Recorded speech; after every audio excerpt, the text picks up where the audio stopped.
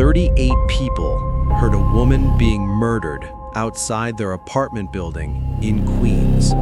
The attack lasted over 30 minutes. She screamed for help again and again. Windows opened, lights turned on. Neighbors looked down at her bleeding on the sidewalk. Nobody called the police until she was already dead. It really happened. Would you have called? It was March 1964 in Kew Gardens, Queens. Her name was Kitty Genovese. She was returning home from work at 3 in the morning when a man named Winston Mosley attacked her. The case became infamous, not just for the brutal murder, but for what happened in all those windows. The witnesses were ordinary people, middle-aged couples, young families, people with early morning jobs. They were expecting a normal Thursday night. Mosley chose Kitty at random, just someone walking home late. The first attack happened at 3:15 a.m. Mosley stabbed Kitty twice in the back. She screamed, "Oh my God, he stabbed me, help me." Lights went on in the apartments above. A man shouted from his window, "Let that girl alone." Mosley walked away into the shadows. Kitty, bleeding, crawled toward her apartment building entrance. 10 minutes passed. Nobody came down to help. Nobody called the police. Then Mosley returned. He found her in a hallway, barely conscious, and stabbed her several more times. Then he raped her. A neighbor finally called the police at 3:50 a.m., a full 35 minutes after the first attack began. By then, Kitty Genovese was dead. 38 people had seen or heard parts of the attack. What could possibly make 38 people freeze? This wasn't a story about 38 bad people. It was a story about broken psychology. This is called the bystander effect, and it's not history. It's happening right now, all around you. Psychologists proved it just a few years after the Genovese murder.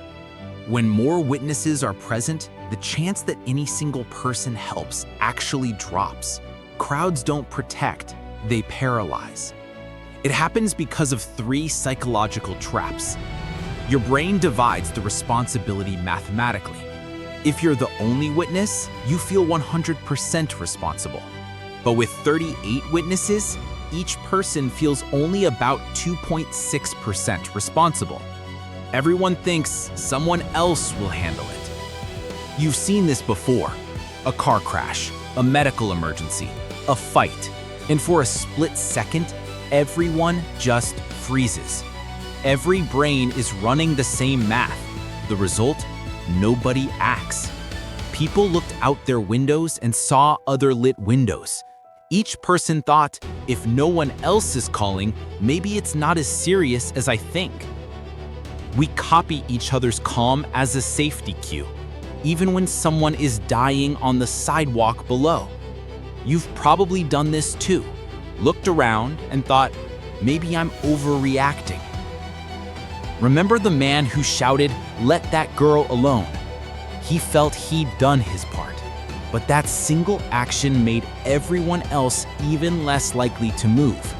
Their brains marked the event as handled.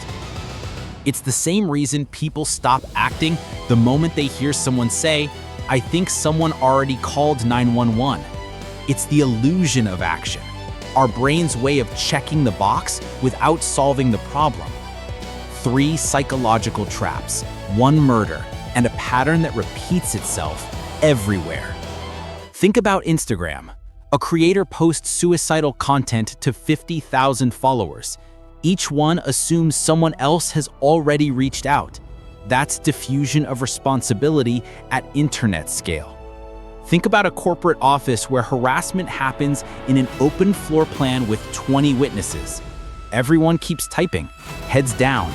That's pluralistic ignorance in real time. Or TikTok, where school shooting threats are seen by hundreds of students. Each viewer thinks someone must have reported this already. The FBI found that on average, 47 people saw the warning posts before those attacks. Same psychology, different platforms. The math scales with technology. And it's not just them, it's us. Every scroll, every silence, every moment we think someone else will do it. The truth is disturbing. Your odds of getting help actually decrease as more people appear. The bystander effect doesn't need bad people, just normal people in groups. So next time you're in a crowd and something feels wrong, assume you are the only one who will act, because in that critical moment, everyone else is thinking the exact same thing. Subscribe to The Third Eye and see what your mind tries to hide. Be the one who breaks the pattern.